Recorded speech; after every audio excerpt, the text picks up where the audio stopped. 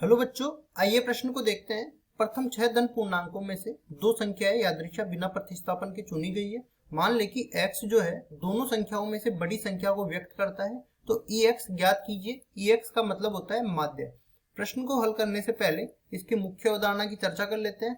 मुख्य अवधारणा में पहली चीज जो हमें ex निकालना है उसके बारे में पढ़ना है कि ex अपने को माध्य से निरूपित होता है और इसका एक सूत्र होता है। अगर मेरे पास xi कोई यादृच्छिक चर को व्यक्त करता है और उसकी संगत प्रायिकता pxi से व्यक्त होती है, तो यहाँ पे i का मान 1 से लेके n तक, मतलब सारे मानों का जो योग होगा ना, वो अपने पास ex या माध्य के बराबर होगा। अब ये हमें बोला है कि 6 धन पूर्णांकों में से दो संख्याएं यादृच्छिक चुनी गई है, तो यहाँ पे सबसे पहले हमें प्रतिदर समष्टि बनानी पड़ेगी और प्रतिदर समष्टि बनाने के बाद में हमें यादृच्छिक चर निर्धारित करना पड़ेगा और उसके संगत प्रायिकता निकालनी पड़ेगी। अब चलते हैं हम सवाल में। तो सवाल में देखो, सबसे पहले प्रतिदर समष्टि में क्या होगा, 6 धन पूर्णांकों में से दो संख्याएं, 6 धन पूर्णांकों में इस तरह से बोल सकते हैं, में से दो के जो जोड़े बनेंगे ना, वो अपने पास प्रतिदर समष्टि को व्यक्त करेंगे। तो यहाँ पे सबसे पहले मैं एक के साथ दो को ले सकता हूँ। प्रथम 6 धनात्मक पूर्णांक क्या क्या हो सकते हैं, 1 2 3 4 5 6। इस तरह से ये 6 धन पूर्णांकों में से हम दो के जोड़े बनेंगे। तो 1 2 आ जाएगा, फिर 1 3 आ जाएगा, फिर 1 4 आ जाएगा, फिर 1 5 आ जाएगा, फिर 1 6 आ जाएगा। याद रहे कि ये जोड़े में कोई भी मतलब संख्या दो बार नहीं आनी चाहिए, मतलब इस तरह से 1 1 नहीं आना चाहिए, 2 2 नहीं आना चाहिए, 3 3 नहीं आना चाहिए। एक संख्या एक ही बार आ सकती है। फिर आगे चलते हैं। फिर 2 1 अपने पास आ सकता है, 2 3 आ सकता है, 2 4 आ सकता है, 2 5 आ सकता है और 2 6 आ सकता है। इसके बाद मैं बात करूं तो आगे सारी की सारी मैं प्रतिदर समष्टि में अवयव लिख देता हूं। यहाँ पे देखो, इस तरह से मैंने सारे के सारे प्रतिदर समष्टि में अवयव की संख्या लिख दी। उसके बाद ये सारे अवयव मैंने लिख दिए। अब प्रतिदर समष्टि में अवयव की संख्या भी मैं बात करता हूं, तो ये बराबर हो जाता है 30 के। ठीक है। उसके बाद हमें यादृच्छिक चर निर्धारित करना है, तो दोनों संख्याओं में से बड़ी संख्या, इसको निर्धारित कर देते हैं यादृच्छिक चर को। तो दोनों संख्याओं में से बड़ी संख्या, दोनों संख्याओं में से बड़ी संख्या। अब देखो, दोनों संख्याओं में से बड़ी संख्या में मतलब हमको क्या लेना है, यहाँ पे 1 2 में बड़ी संख्या कौन सी है, 2। 1 3 में 3 है, मतलब 2 भी हमें बड़ी संख्या मिल सकती है, 3 भी मिल सकती है, 4 भी मिल सकती है, 5 भी मिल सकती है और 6 भी मिल सकती है, लेकिन 1 नहीं मिल सकता। हमेशा जो है 1 जो है इन सबसे तो छोटा ही है। तो x का मान क्या क्या मिल सकता है, यहाँ पे 2 मिल सकता है, 3 मिल सकता है, 4 मिल सकता है, 5 मिल सकता है, 6 मिल सकता है। अब इनके संगत हमें प्रायिकता निकालनी है। तो देखो, यहाँ पे सबसे पहली चीज, मैं p की प्रायिकता, x की प्रायिकता जब x जो है 2 के बराबर हो, तो इसके लिए देख लेते हैं। अनुकूल परिणाम बटा में कुल परिणाम आता है, तो अनुकूल परिणाम कितना हो जाएगा, यहाँ पे देख लेते हैं। एक तो अवयव ये आ जाएगा, एक अवयव ये आ जाएगा, तो 2 ही अवयव अपने पास अनुकूल परिणाम के। उसके बाद कुल परिणाम कितने हैं, 30 है, तो 2/30 अपने पास आ जाएगा, 2/30। इसको हम 1/15 भी कह सकते हैं। फिर जब x का मान 3 मिलेगा, तब अपने पास कितनी हो सकती है, तो अनुकूल परिणाम देखेंगे। अनुकूल परिणामों में हमारे पास देखो 3, एक यहाँ पे मिल रहा है, एक यहाँ पे मिल रहा है, एक यहाँ पे मिल रहा है और एक यहाँ पे मिल रहा है, तो 4 परिणाम ऐसे मिल रहे हैं। तो 4/30 कुल मिला के अपने को मिल गया 2/15।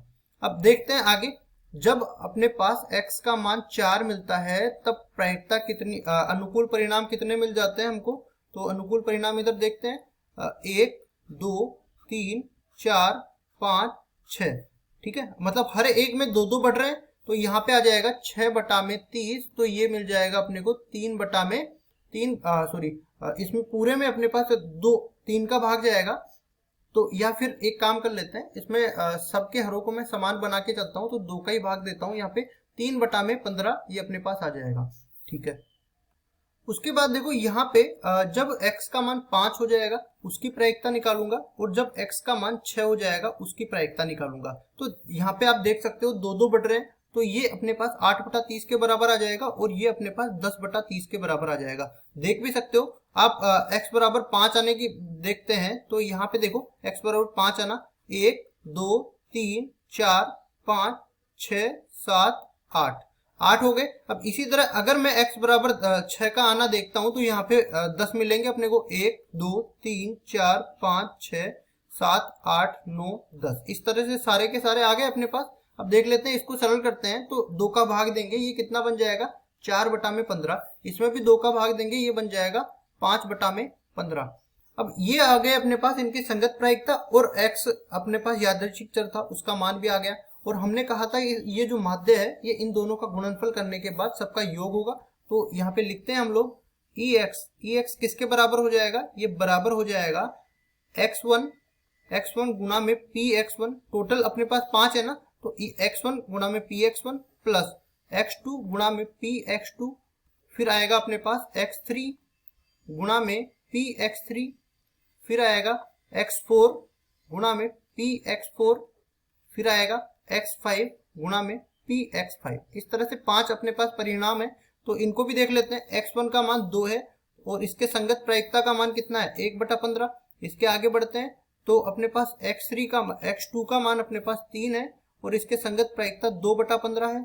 आगे बढ़ते हैं, x3 का मान ये 4 है और इसके संगत प्रायिकता 3/15 है। और आगे बढ़ते हैं तो इस x4 का मान 5 है, इसके संगत प्रायिकता 4/15 है। आगे बढ़ते हैं तो x5 का मान 6 है, इसके संगत प्रायिकता 5/15 है।